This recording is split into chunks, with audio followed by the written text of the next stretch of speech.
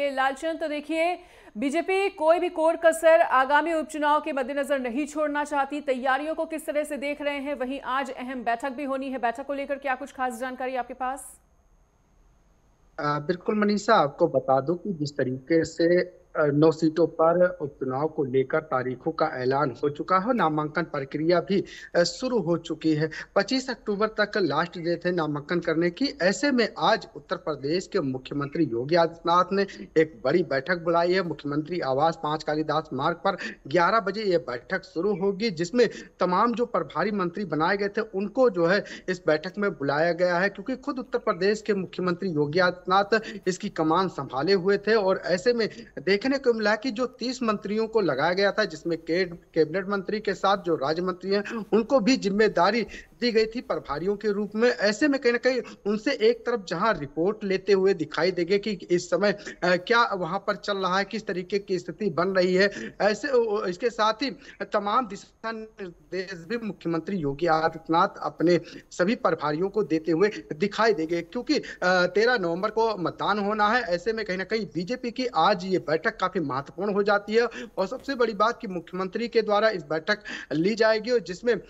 माना जा रहा है कि इस जो प्रभारी मंत्री थे उनको इस बैठक में जो है दिशा निर्देश भी दिए जाएंगे, क्योंकि बीजेपी इन सभी 9 सीटों को जीतने की जीतोड़ मेहनत करती हुई पहले से ही दिखाई दे रही है। खुद मुख्यमंत्री योगी आदित्यनाथ इन सभी सीटों पर जो है प्रचार प्रसार करते हुए दिखाई दिए, और उन्होंने वहां पर सौगात भी दी, और रोजगार मेले का आयोजन किया गया, ऋण मेले का आयोजन किया गया। और यही वजह है कि बीजेपी किसी भी प्रकार से कोई कमी नहीं छोड़ना चाहती है। यही वजह है कि आज बीजेपी की ये बैठक काफी महत्वपूर्ण है, और ये भी माना जा रहा है कि इस बैठक के माध्यम से कहीं ना कहीं मुख्यमंत्री योगी आदित्यनाथ जहां दिशा निर्देश देते हुए दिखाई देंगे, तो वहीं जातीय समीकरण को साधने की भी यहां पर कोशिश की जाएगी, क्योंकि अभी बीजेपी ने अपने प्रत्याशियों के नामों का ऐलान भी नहीं किया है। और ये माना जा रहा है कि 25 अक्टूबर अंतिम तिथि है नामांकन की, और 22 अक्टूबर को बीजेपी जो है अपने प्रत्याशियों के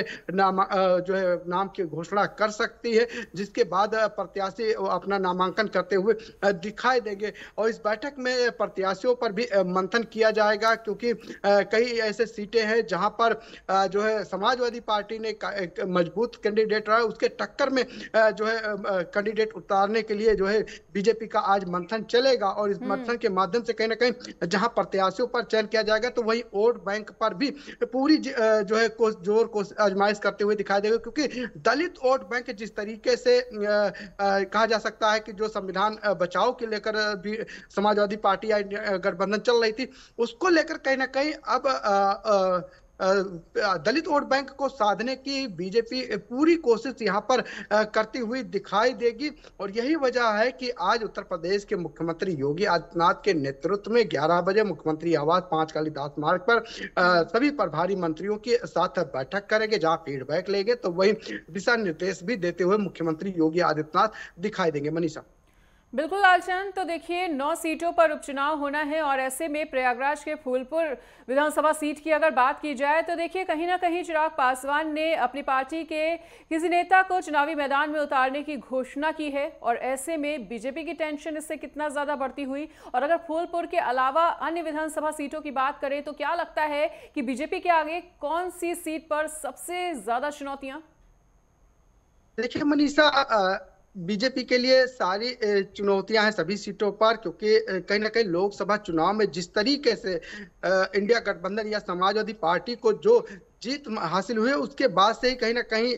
समाजवादी पार्टी अपने आप को और मजबूत साबित करने के लिए जीतोड़ मेहनत करती हुई दिखाई दे रहे हैं। और यही वजह है कि लोकसभा चुनाव संपन्न होने के बाद में बीजेपी भी इन सभी सीटों पर मंथन करती हुई दिखाई दी, कमियां ढूंढती हुई दिखाई दी, और इसके साथ ही और इन सीटों पर जीत हासिल हो सके इसको लेकर भी कहीं ना कहीं बीजेपी यहाँ पर जीतोड़ मेहनत करती हुई दिखाई दी। खुद मुख्यमंत्री योगी आदित्यनाथ ने चाहे गाजियाबाद फैसलाबाद की बात करें, चाहे कुंदुर्की की बात करें, चाहे अलीगढ़ की खैर सीट की बात करें, चाहे मीरापुर की बात करें, करहल की बात करें या कटहरी की बात करें, मझुआ, शीशामऊ, फूलपुर, ये 9 सीटें हैं जिस पर बीजेपी ने जी तोड़ मेहनत की है, क्योंकि शुरू से ही 30-30 मंत्रियों को लगाया गया है, जिसमें कैबिनेट मंत्रियों के साथ राज्य मंत्री भी इस बैठक में शामिल रहे। और माना जा रहा था कि जो बैठक कई बार हुई थी, उस बैठक में कई बार दिशा निर्देश भी दिए, जिसमें सरकार की योजनाओं के साथ साथ जो धरातल पर सरकार ने काम किए हैं उसको कहीं ना कहीं लेकर जनता के बीच गए हैं और सभी वर्गों को साधने की कोशिश की गई है, क्योंकि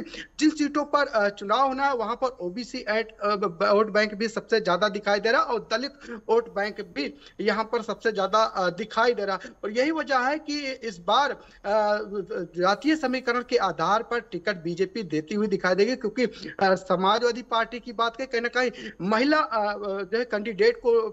फोकस करती हुई दिखाई दी। और यही वजह है कि इंडिया गठबंधन जिस तरीके से समाजवादी पार्टी ने अभी 2 सीटों पर उम्मीदवार नहीं उतारे हैं, सिर्फ 7 सीटों पर ही उम्मीदवार उतारे हैं, तो ऐसे में कहीं ना कहीं जो कांग्रेस है उसको गाजियाबाद और खैर विधानसभा सीट जो है देने की बात चल रही है। अभी फिलहाल घोषणा नहीं की गई है, लेकिन ये माना जा रहा है कि इस पर जो है कांग्रेस चुनाव लड़ेगी और यह भी माना जा रहा है कि महिला कैंडिडेट यहां पर उतार सकती है कांग्रेस। तो कहीं ना कहीं इसको टक्कर देने के लिए बीजेपी भी पूरी तरीके से यहां पर रणनीति बनाती हुई दिखाई दे रही है। और आज जो ये बैठक होगी उस बैठक में कहीं ना कहीं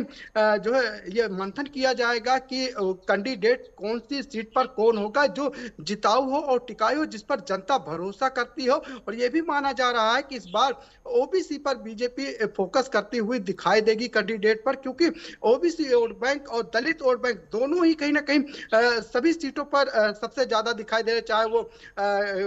खैर सीट की बात की जाए, चाहे गाजियाबाद सीट की बात की जाए, चाहे फूलपुर सीट की बात की जाए, क्योंकि फूलपुर सीट में भी ओबीसी वोट बैंक सबसे ज्यादा है, दलित वोट बैंक ज्यादा है। तो कहीं ना कहीं इसको लेकर भी कहीं ना कहीं बीजेपी जी तोड़ मेहनत करती हुई दिखाई दे रहा है। और यह माना जा रहा है कि जातीय समीकरण के साथ साथ जो सामाजिक मुद्दे हैं उसको लेकर बीजेपी इस बार जो है कैंडिडेट की घोषणा करेगी। महिलाओं पर भी फोकस कर सकती है, क्योंकि समाजवादी पार्टी और कांग्रेस कहीं ना कहीं महिलाओं पर इस बार फोकस करती हुई दिखाई दे रही है। मनीषा।